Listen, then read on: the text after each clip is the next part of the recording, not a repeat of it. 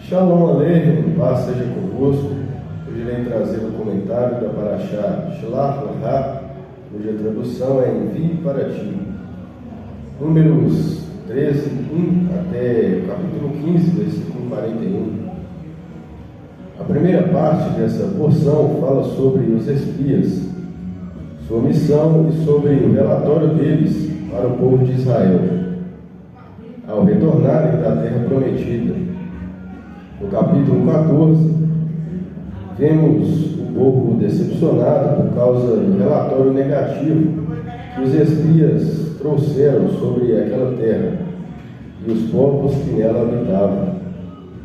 Vemos Moshe intercedendo pelo povo para que Deus não o consumisse com a sua ira. E depois vimos uma tentativa de invasão não permitida por Deus em Hormá, a primeira cidade de Canaã, que seria uma porta de entrada para a terra prometida. Os nomes dos Roshim, ou cabeças das tribos que foram enviados, falam das qualidades do Messias Yeshua cabalisticamente. Vejamos a seguinte tabela com os nomes e significados. Tribo de Ruben, Shamua, que significa fama. Tribo de Simeão, Shafat, que significa ele julgou. Tribo de Judá, Caleb, que significa não interrompem. Tribo de Isacar, Igal, que significa ele redimirá. Tribo de Efraim, Roché, que significa salvou. Tribo de Benjamim, Palti, que significa meu escape. Tribo de Zebulon, Gadiel, que significa Deus é minha fortuna. Tribo de Manassés, Gade, que significa afortunado. Tribo de Dan, Amiel, que significa povo de Deus. Tribo de Aser, Situr, que significa escondido. Tribo de Naftali, Narbi, que significa descansou. Tribo de Gad, Geuel, que significa Deus é alto.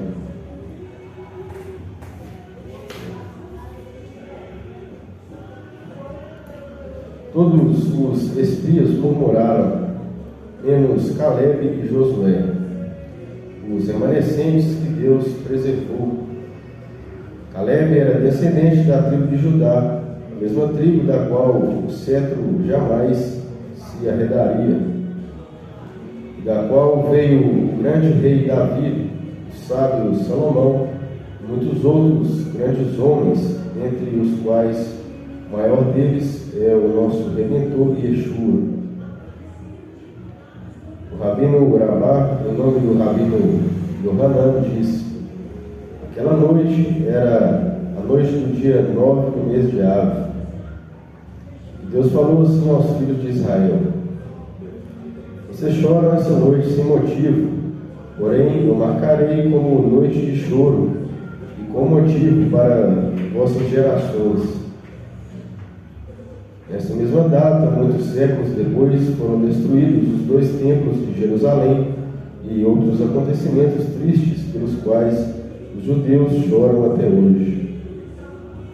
O profeta Zacarias promete ao povo de Israel que Deus converterá os 4 dias de jejum e tristeza do ano judaico em gozo e alegria, com a condição de amarmos a verdade e a paz. 17 de Tammuz, 9 de Av, 3 de Tishri, 10 de Tebet, são as datas descritas em Zacarias 8:19. A porção se encerra falando sobre o castigo da violação do Shabat e sobre o tzitzit.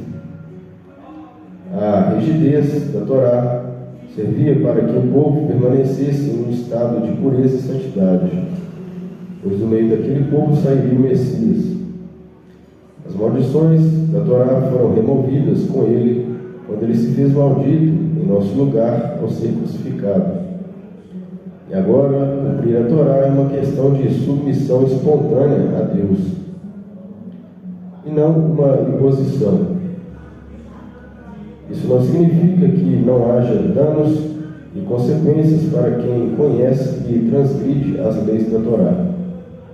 Conforme está escrito em Lucas 12:48, as Escrituras afirmam que a quem muito foi dado, muito também será exigido.